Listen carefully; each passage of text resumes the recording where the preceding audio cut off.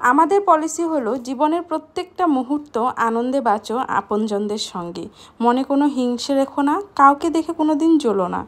Hello everyone, আমি চলে এলাম আরেকটা নতুন ব্লগ নিয়ে। আজকের ব্লগটা কিন্তু স্পেশাল ব্লগ। তোমরা যারা আমার ফেসবুকের ভিউয়ার তারা এতদিনে জেনেই গেছো কিসের ব্লগ আজকে। আজকে ছিল নীলাদ্রির জন্মদিন। তো জন্মদিন উপলক্ষে নীলাদ্রি আমাদের ট্রিট দিতে নিয়ে যাচ্ছে একটা রিসোর্টে। তো এই রিসোর্টটার পেছনে একটা অনেক কাহিনী আছে, তোমাদের বলছি, দাঁড়াও। তো চলে এলাম, দেখতেই পাচ্ছ কে কে যাচ্ছি আমরা। দিনহাটার পার্টি, দিনহাটায় আমরা যে গিয়েছিলাম তাড়াতাড়ি আমরা যাচ্ছি, দেখতেই পাচ্ছ। আর যেতে যেতে গাড়িতে আমাদের মুখ চুচু চুচু করছিল, তাই চিপস আর কোল্ড ড্রিঙ্কস নিয়ে নিলাম। তো চিপস কোল্ড ড্রিঙ্কস খেতে খেতে যাচ্ছি। দিনটা একদম ভালো মিলে গেছে। এদিকে সানডে, বাবার স্কুল বন্ধ, আর এদিকে একটা ছুটির দিনও, আর এদিকে একটা স্পেশাল ডে, তো নীলাদ্রির বার্থডে। তো ভালোই হয়েছে, আমাদের একটা সুন্দর আউটিংও হয়ে গেল।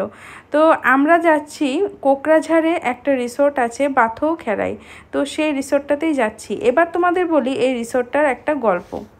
দিনহাটায় আমরা যে দুদিন ছিলাম সে দুদিন নীলাদ্রি আমাদের কান পচিয়ে ফেলেছে এই বাথৌখেরাই রিসোর্টটা বলতে বলতে। তার কারণ হচ্ছে আমরা একদিন দিনহাটায় স্টে করলাম, তো ও বলছিল যেই দিনটায় আমরা স্টে করলাম দিনহাটায়, সেই দিনটায় সকালবেলায় ঘুম থেকে ওঠার পর থেকে ওর থাকার ইচ্ছে ছিল না, ও আসবে, মানে চলে আসবে। তো তারপর তো আমরা থাকলাম, থাকার পর ও সারাদিন সকাল থেকে একই কথা বলে যাচ্ছে, চলো যাই, আমরা রিসোর্টে রাত্রি থাকবো, কাল সকালে বাড়ি চলে যাব, চলো চলো। তো সারাটা দিন একটু পরপর শুধু এই বাথৌখেরাই রিসোর্ট শুনতে শুনতে আমাদের কান একদম ঝালাপালা করে দিয়েছে। আর তারপর ফেরার পথে সারাটা গাড়িতে একটু পরপরই শুধু আমি বলছিলাম বাথৌখেরায় থাকতাম কি ভালো হতো, কতটা এনজয় করতাম আমরা, এটাই ভালো হতো, এনজয় করে তারপর চলে যেতাম বাড়ি, এখানে বেকার বেকার থাকলাম। তো ফাইনালি ওর এই বাথৌখেরাই শুনতে শুনতে ফাইনালি আমরা আজকে চলে এলাম বাথৌখেরাই রিসোর্টে। আর এই যে দেখো আমরা পৌঁছেও গেছি, অনেক বড় এরিয়া নিয়ে রিসোর্টটা। এবার আমরা ঢুকে নিচ্ছি, আর এন্ট্রি ফিস হচ্ছে 20 রুপিস। এই যে দেখো আমাদের হচ্ছে পিসির বাড়ি। এই রিসোর্ট পার্ক টার্ক ঘোরার জায়গাতে তো যখন তখনই আসতে পারি, পিসির বাড়ি গেলে কি আর আসতে ইচ্ছে করে? আর তার মধ্যে সব পিসি একসঙ্গে ছিল। তো যাই হোক, যেটা চলে গেছে তো গেছেই। আজকে ফাইনালি নীলাদ্রির স্পেশাল দিনে নীলাদ্রির ইচ্ছে পূরণ করার জন্য আমরা সবাই মিলে চলে এলাম বাথৌখেরাই রিসোর্টে। তো এবার গাড়িটা পার্কিং করে নেব।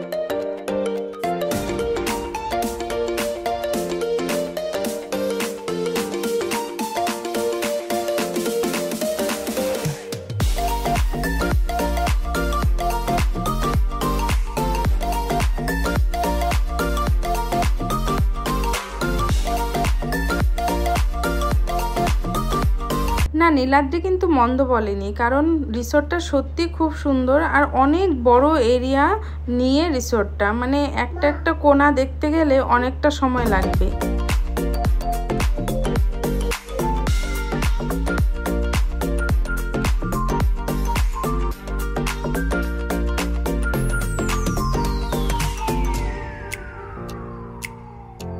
রিল শ্যুট করতে করতে আমরা বড় ভাই আর মিস্টার শাহ আর নীলাদ্রিকে হারিয়ে ফেললাম।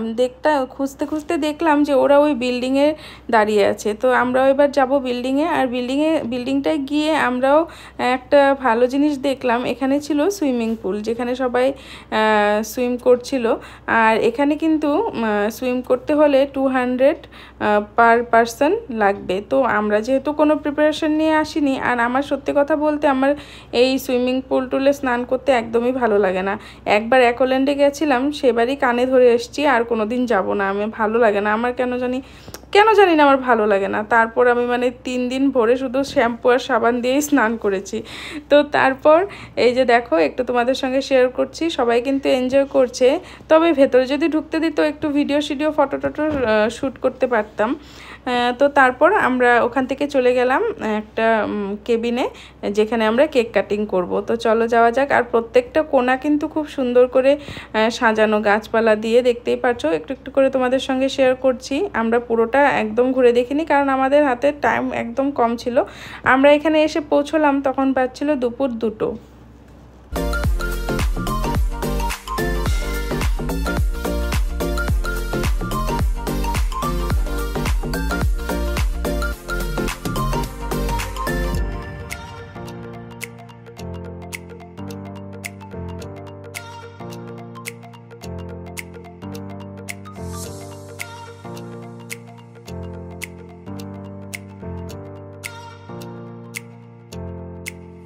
তারপর আমরা চলে এলাম একটা কেবিনে, আর এবার হবে নীলাদ্রি কেক কাটিং। তো চলো যাওয়া যাক।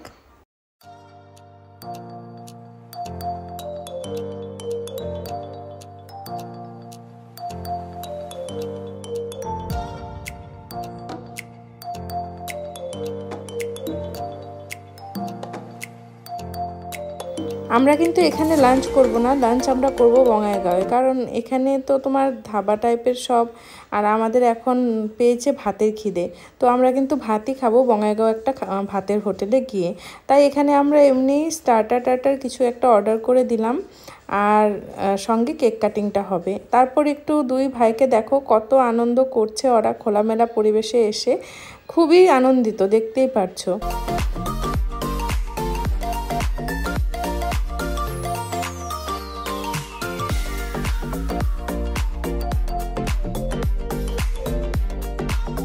তারপর কেকটার অবস্থা দেখতেই পাচ্ছো, কেকটা এক সাইডে একদম ব্যান্ড হয়ে গেছে আর একটা সাইড একদম নষ্ট হয়ে গেছে। তো যাই হোক, রিয়া যেহেতু কেক মেকার, তো ও একটু ঠিকঠাক করে দিল, আর তারপর আমরা কেক কাটিংটা করে নিলাম। আমাদের স্টার্টার চলে এলো। স্টার্টারে অর্ডার করা হয়েছিল ভেজ পকোড়া, ফ্রেঞ্চ ফ্রাইস, আর সঙ্গে কি ছিল, চিকেন ড্রাই ফ্রাই।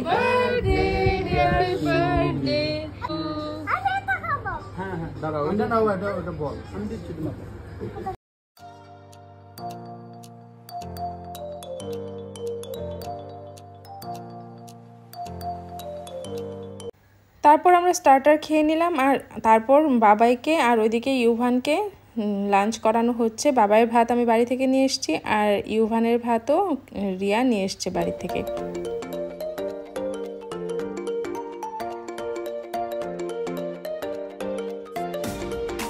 তারপর আমরা বেশি লেট না করে রিসোর্ট থেকে বেরিয়ে পড়লাম, কারণ আমার মাথায় প্রথম থেকে একটা কথা ছিল, আগামীকাল কিয়ানের স্কুল আছে মানডে, তো স্কুল আমাকে ধরতে হবে, তাই রাত্রি করা যাবে না। তো আমরা কিন্তু বিকেল 5টা 5:30টার মধ্যে ব্যাক করেছি। তো এবার আমরা বঙ্গাইগাঁও একটা ভাতের হোটেলে চলে এসেছি, আর এখানে আমরা ভাত খেয়ে নিলাম, আর তারপর আমরা বাড়ি চলে যাব।